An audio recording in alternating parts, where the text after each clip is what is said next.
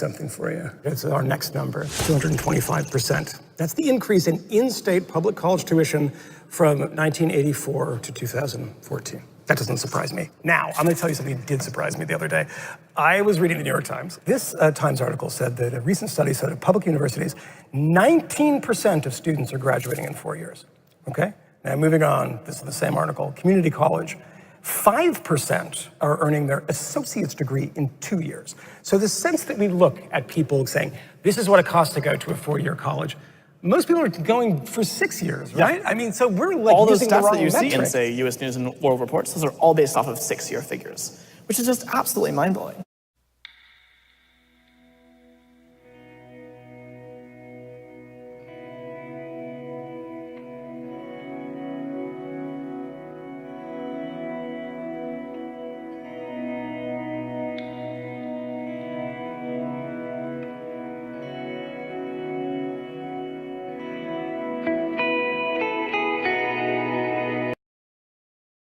More than $185 billion financial aid dollars are available to college students. These billions come from 3 main sources: government funds, colleges and universities, private sources.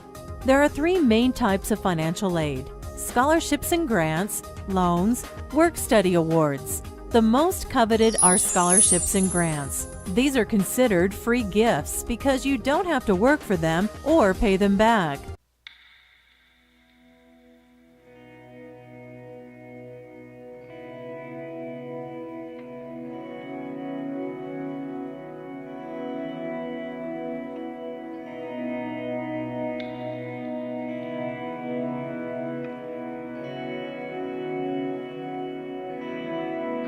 How much in per hour earnings over your career does a college degree have to generate in order to be worth it?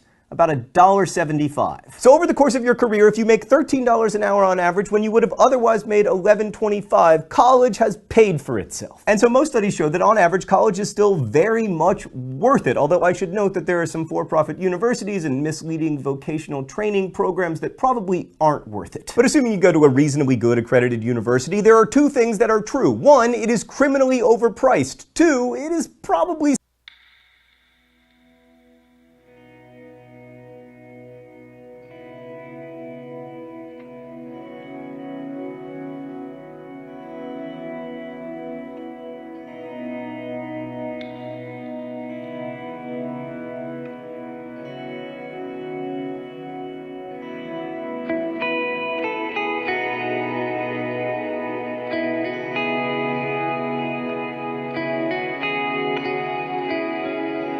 provide nifty things such as job fairs, career services, internships, and volunteer opportunities. Nearly 80% of college students complete internships during school, which always comes in handy when applying for jobs after graduation. Also, depending on your school, you'll have access to some brilliant professors that you might not have ever gotten to meet otherwise. These connections, whether short-term or long-term, are very beneficial.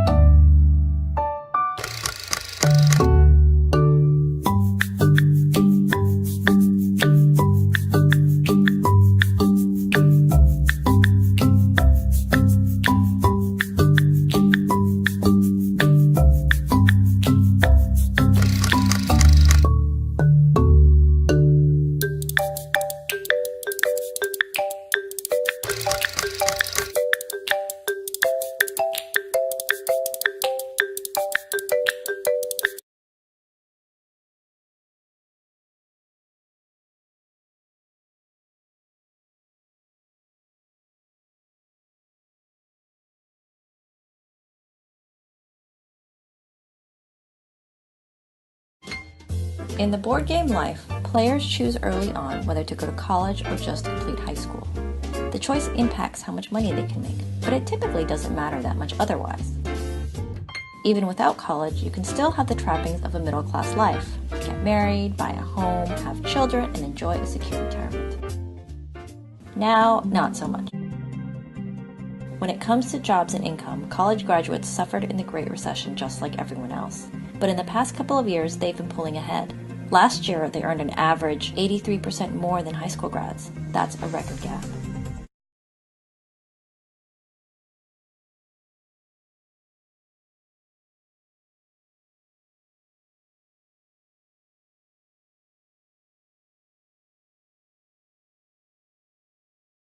College grads with bachelor's degrees earn on average of $30,000 more per year than high school graduates. This can add up to around $500,000 more per lifetime. Think of all the pizzas you can buy with that money.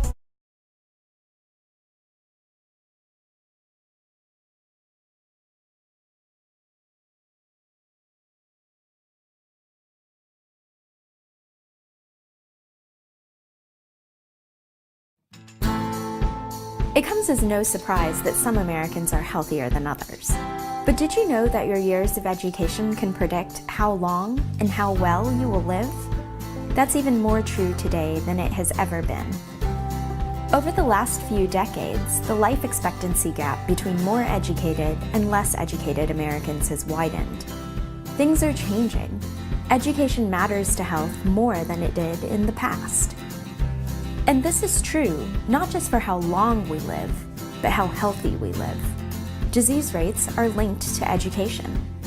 Americans who don't stay in school, now more than ever before, are more likely to have obesity, diabetes, heart conditions, and other diseases. Health disparities disproportionately impact minorities and the poor, but differences in life expectancy by education affect everyone. In fact, although most Americans have enjoyed increases in life expectancy for more than a century, an alarming trend has recently emerged. Life expectancy has actually been decreasing for certain groups with less education. As an example, white women without a high school diploma are now living shorter lives than they did in 1990. There are many reasons that education matters so greatly to health. More education leads to better paying jobs, with benefits like health insurance. But that alone doesn't explain the connection between education and better health. More education and higher earnings means better access to healthy food and safer homes. It means neighborhoods with good schools, near jobs and transportation, all linked to health.